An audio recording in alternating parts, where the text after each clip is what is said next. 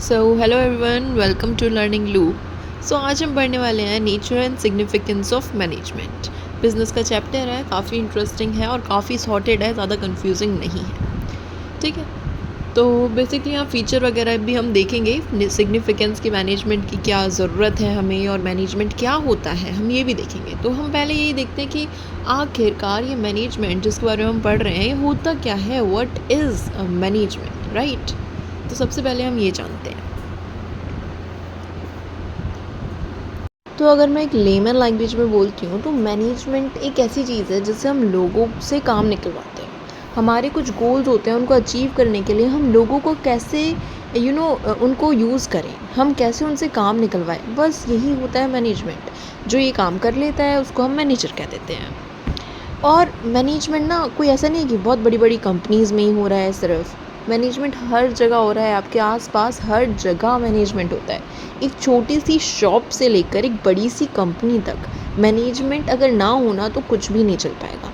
Even you are managing your life, समझे, बस पता नहीं है कैसे कर रहे हैं पर कर रहे हैं। तो वही आज ऐसा हम पढ़ने वाले हैं ना कि हम वो सारी चीज़ें कर रहे हैं, बस अब जानेंगे कि अच्छा इसको ये कहते हैं, इसको ये कहते हैं, हम वो ऑलरेडी कर रहे हैं, we are implementing it in our life.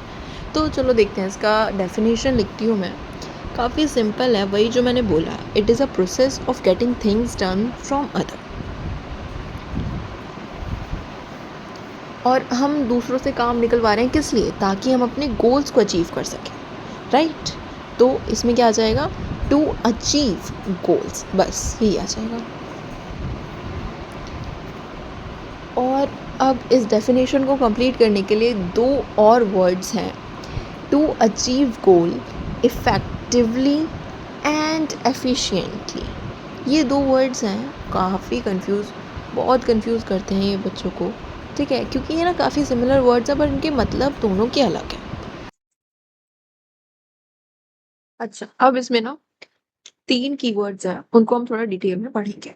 पहला is process, second effectively, third efficient. इन तीन को अब हम डिटेल में जानेंगे कि प्रोसेस से क्या मतलब है, इफेक्टिवली से क्या मतलब है, एफिशिएंसी से क्या मतलब है। मेनली जो ये दो टर्म्स हैं ये कंफ्यूज करती हैं बच्चों को। तो इनको हम बहुत अच्छे से और एक ट्रिक के साथ पढ़ेंगे जिससे आप कभी कंफ्यूज नहीं होंगे। ठीक है, अब पहला देखते हैं प्रोसेस। ओके,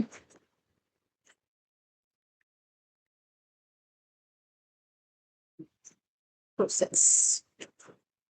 देखो, मैनेजमेंट एक प्रोसेस है, इसका क्या मतलब है कि मैनेजमेंट एक प्रोसेस है कुछ फंक्शंस का, मतलब कि management is a process of planning,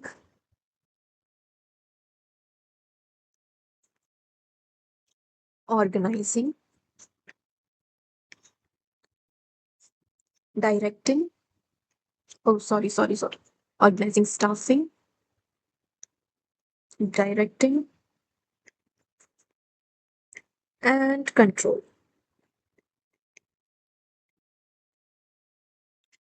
ठीक है, प्रोसेस है इन फंक्शंस का। ये होते हैं हमारे पांच मेन फंक्शंस। इसका ही प्रोसेस, और ये ऑन गोइंग प्रोसेस है, ये एक कॉन्टिन्यूस प्रोसेस है। ठीक है, पहले हम प्लान करते हैं, फिर हम ऑर्गेनाइज करते हैं, फिर हम लोगों को ढूंढते हैं, फिर हम उन लोगों को डायरेक्ट करते हैं, फिर हम चीजें कंट्रोल करते हैं। ठीक है, तो ये इस तरीके से चलता जाता है, ये एक साइकिल है। कुछ लोग ना इसको इस तरीके से समझते हैं कि पहले planning, organizing, staffing, directing, controlling और यहाँ खत्म। ऐसा नहीं हो, ये एक सर्कुलर साइकिल है जिसमें चीजें चलती रहती है।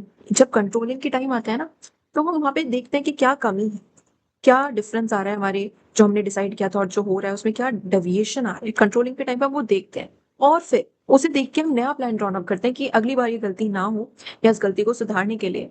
तो कंट्रोलिंग के थ्रू हम प्लानिंग करते हैं, राइट। तो ये एक ऑन गोइंग प्रोसेस है, ये कॉन्टिन्यूस प्रोसेस है। ऐसा नहीं है कि यहाँ से शुरू होता है और कंट्रोलिंग पे खत्म होता है, ऐसा बिल्कुल नहीं है। कंट्रोलिंग के बाद हम दोबारा से प्लानिंग पे आ जाते हैं। ठीक है, ये समझा क्या, ये था ये। सो ये प्रोसेस है इन पांच फंक्शन का मैनेजमेंट, इस जो हम मैनेजमेंट कैसे करते हैं इन पांच फंक्शन के थ्रू। ठीक है, अब हम ये दो टर्म समझते हैं, इनको समझना बहुत जरूरी है। ठीक है, ध्यान से सुनना, effectively and efficient, effectively and efficiently। ठीक है।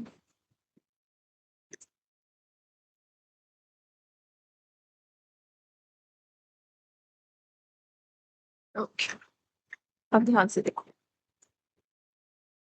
देखो, इसमें इफेक्टिवली में और एफिशिएंसी में ना एक वर्ड का, बस एक वर्ड का फ़र्क आ रहा है, बोलने में अगर हम नोटिस करें। इफेक्टिवली में हमें टी हाइलाइट हो, इफेक्टिवली। एफिशिएंसी में सी हाइलाइट हो, है ना? स्पेल करके देखो। तो टी और सी इन दोनों को ही पकड़ना है हमको। टी से क्या हो जाता है हमारा? Time management.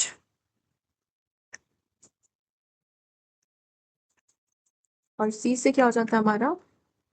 Cost management.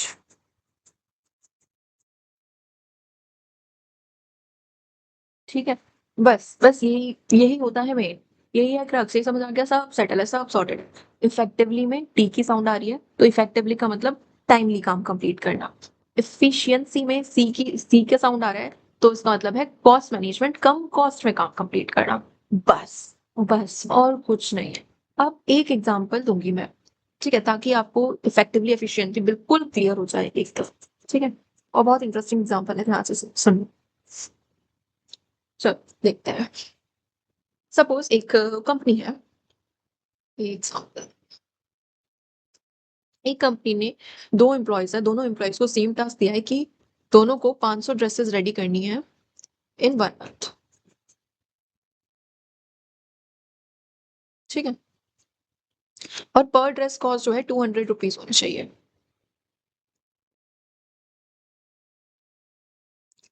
अब एक है हमारे पास एम्प्लॉय 1,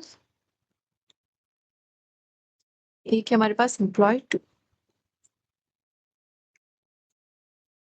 ठीक है, ये है। अब एट द एंड हमने एम्प्लॉय 1 से पूछा कि क्या आपका टारगेट हुआ, कंप्लीट नहीं हुआ, क्या क्या हुआ, मतलब क्या रिजल्ट है आपका? तो एम्प्लॉय 1 कहता है सर आपकी 500 ड्रेसेस हैं बिल्कुल रेडी। सो पीसेस तो बिल्कुल रेडी हैं। ठीक है, पर एक दिक्कत है कि जो कॉस्ट है ना वो 200 की जगह 250 हो गई है। मतलब कि उसने टाइमली काम कंप्लीट करा, पर वो ज्यादा कॉस्ट हो गई। मतलब कि कम कॉस्ट में काम कंप्लीट नहीं करा।